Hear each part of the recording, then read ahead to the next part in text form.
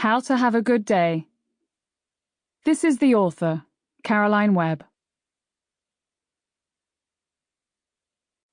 Introduction. How we spend our days is, of course, how we spend our lives. Annie Dillard. 30 years ago, I picked up my first paycheck. It wasn't a check, in fact, just a small collection of bills and coins in an envelope.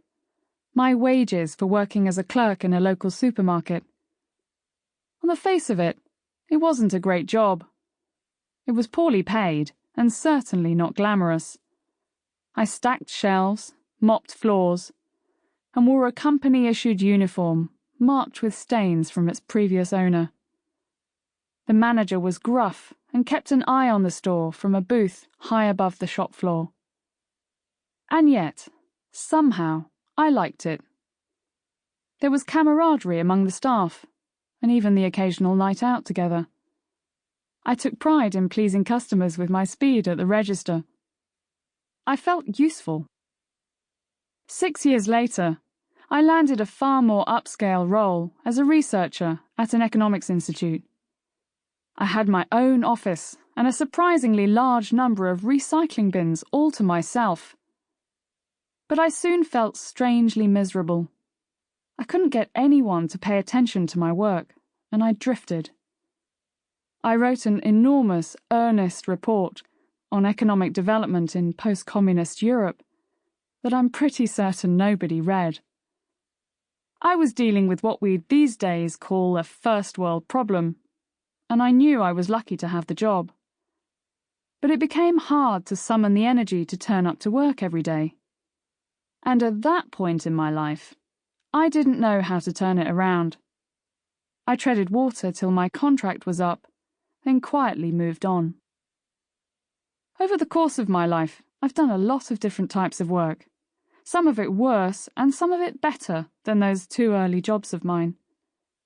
I've been a hotel maid, receptionist, and waitress. I've had demanding careers as an economist, a management consultant, and an executive coach.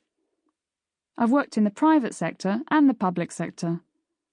I've been part of a huge global company, and I've launched my own tiny startup. And through it all, I noticed the same thing over and again, that the quality of my day-to-day experience wasn't necessarily defined by my title. It was possible to have good days in bad jobs, while the more prestigious roles didn't always correlate with great contentment. That paradox seeded my lifelong curiosity about what it takes to flourish at work, both mentally and emotionally.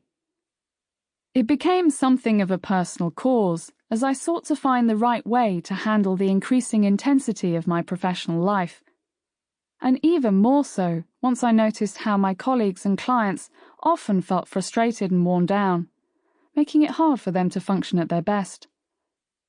In fact, survey after survey suggests that half or more of all employees feel disengaged in their work. Add to that the off days experienced by those of us who generally feel motivated and happy, and we're looking at a lot of lost human potential. Yet we often talk about professional dissatisfaction as if it's a casual disappointment, something to be endured until the weekend rolls around and perhaps joked about with friends. What happened to you today? Oh, work, you know. Haha, me too. Have a drink. So I've devoted much of my career to figuring out how to improve our chances of saying a cheery "yes, thanks" when we're asked, "Did you have a good day?"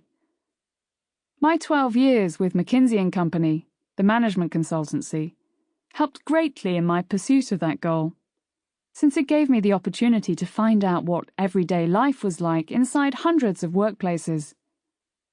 I specialized in projects that helped organizations shift their culture in a more positive direction, which meant I spent a lot of time studying behavior, attitudes, and processes. And whenever I could, I'd ask my clients the same 3 questions. What does a good day look like for you? What about a bad one? What would it take to have more good days? Sample complete. Ready to continue?